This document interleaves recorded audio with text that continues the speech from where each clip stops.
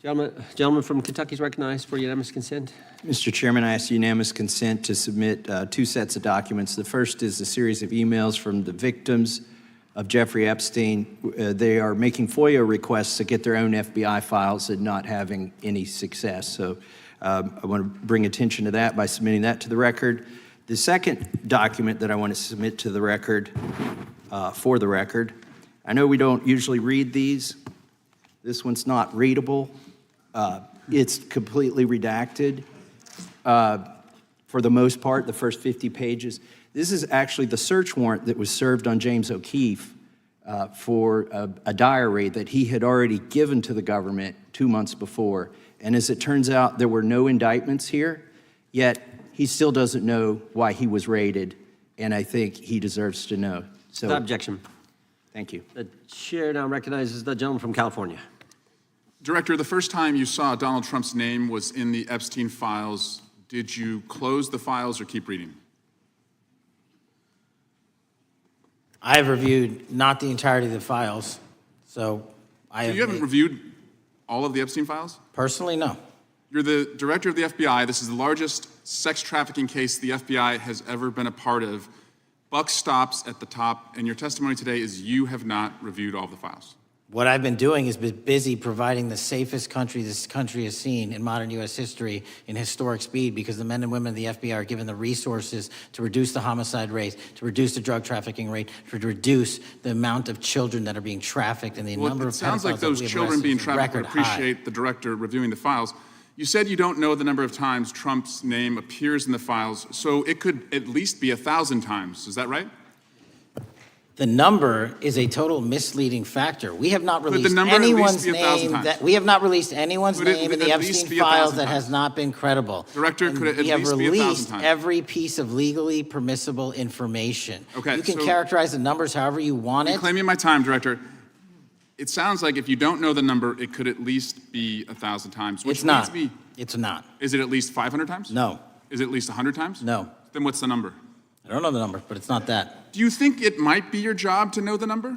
My job is to provide for the safety and security of this country. My job is not to engage in political innuendo so you can go out to the sticks and get your 20-second hit in your fundraising article. Director, keep going, reclaiming your time, because the people of California are being underserved by your representation. If the president is not implicated, why not release everything that involves him? We have released everything, the president and anyone else's side, that is credible and lawfully be able to be released. Your fixation on this matter and baseless accusations that I'm hiding child pedophiles is disgusting. Anyone that says that needs to look at the stats alone and go back to the state of California, who's receiving the biggest surge in FBI resources through my redeployment, because the cities of Los Angeles, San Diego, and San Francisco need it. Director, remembering your oath to tell the truth, did you ever tell Donald Trump his name is in the files?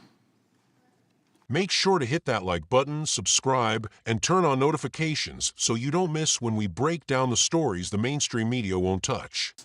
Did you ever tell the Attorney General that Donald Trump's name is in the Epstein files? The Attorney General and I have had numerous discussions about the entirety of the Epstein files and the reviews conducted by our team. Did you tell the Attorney General that Donald Trump's name is in the Epstein files? And we have released where President Trump's name is in the Attorney's file. It's a simple question. Did you tell the Attorney General that the President's name is in the Epstein files?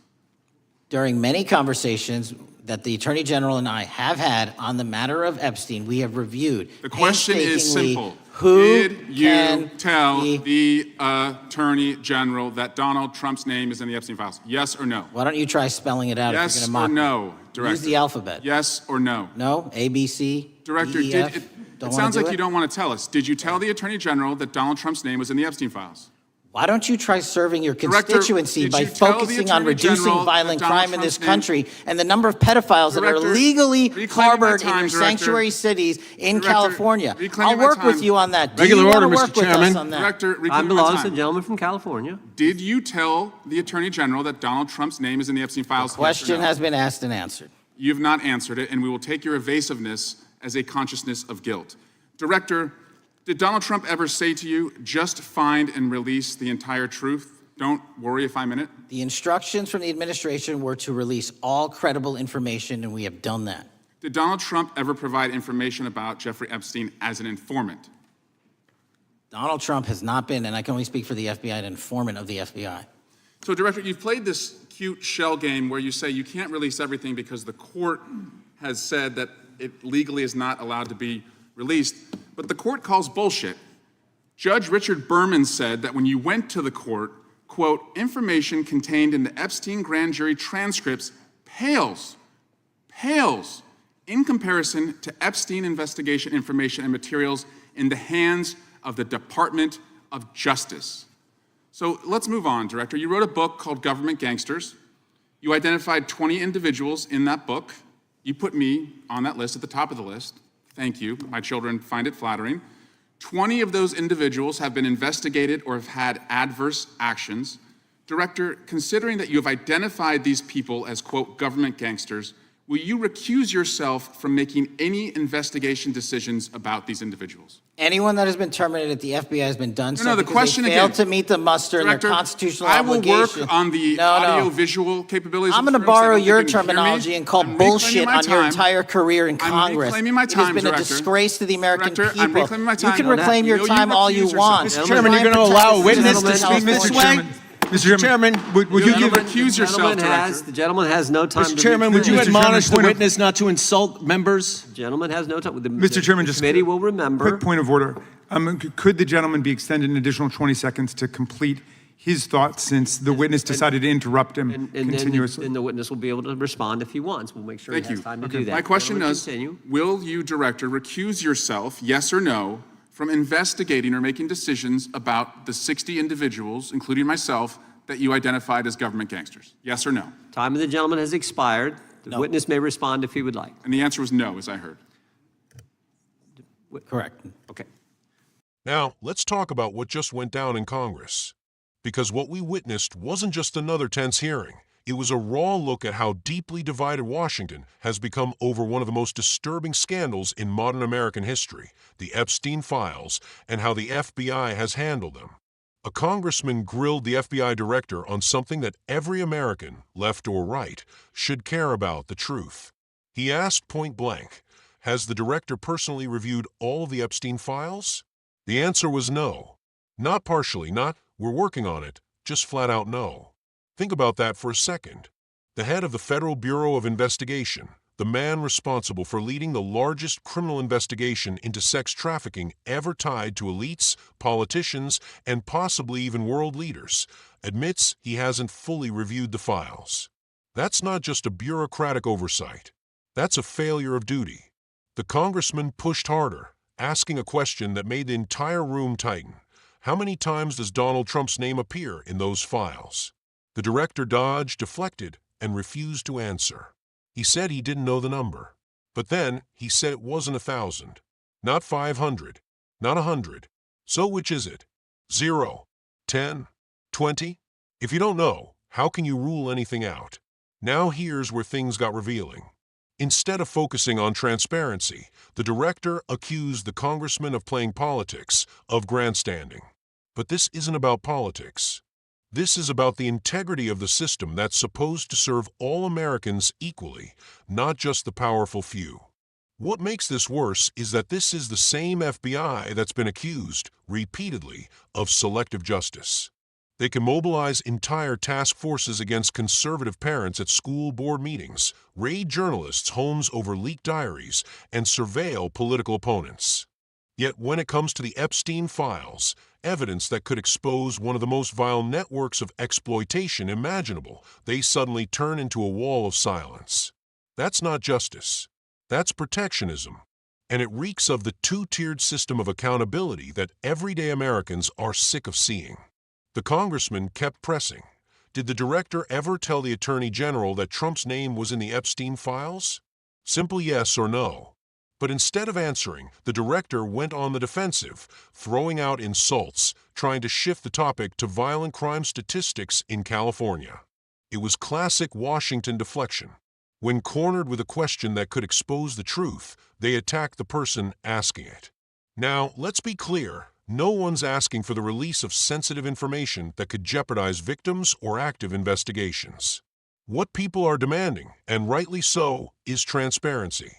Why are Epstein's victims still struggling to access their own FBI files? Why is the public being kept in the dark about who was involved, who is protected, and who's still being shielded by redacted documents. The American people have every right to know, because this isn't just about Epstein. It's about what kind of country we've become, one where ordinary citizens face the full weight of a law, while the rich and powerful hide behind government agencies that are supposed to serve us, not them. Here's another troubling part. The congressman brought up that the director himself wrote a book calling out so-called government gangsters. He even listed names, including the very people questioning him in that hearing. So when he was asked whether he'd recuse himself from investigating them, his answer was no. No hesitation, no reflection, just no. That alone shows how deep the arrogance runs inside the top levels of government. When the people tasked with enforcing justice start writing books labeling their critics as enemies, that's not leadership. That's partisanship at its ugliest. This is why faith in institutions has collapsed. It's not because Americans suddenly stopped caring about democracy. It's because the people in charge stopped being honest with us. And it's not just the FBI. The Democratic establishment, especially under the current administration, has shown time and again that transparency only matters when it's politically convenient. They promised accountability, but where is it when it comes to Hunter Biden, the border crisis, or the Epstein files? Why are these issues buried under ongoing investigation labels while whistleblowers are punished for speaking out? You can't build trust in a system that operates on selective truth. And right now, too many Americans see a system built not on justice, but on political survival. At the end of the day, this isn't about left versus right. It's about right versus wrong. No matter who you voted for, if we allow the government to decide which crimes get exposed and which get buried, then none of us are safe from that same selective justice being turned on us next. So here's the takeaway. The Epstein case will keep coming up because it's a mirror. It reflects how far we've drifted from the founding idea that no one is above the law. Not billionaires, not presidents, not bureaucrats hiding behind redactions. It's time for the FBI and the Department of Justice to remember who they work for: the American people. We deserve the truth, not excuses. We deserve accountability, not politics. And we deserve leaders with enough courage to face hard questions and give straight answers. If you agree that it's time to bring sunlight to the Epstein files and every cover-up that hides behind national security or ongoing investigations, then share this video. Hit that like button, subscribe, and let's keep pushing for transparency, freedom, and the kind of justice that doesn't bend to power. Because that's how you protect a republic with truth.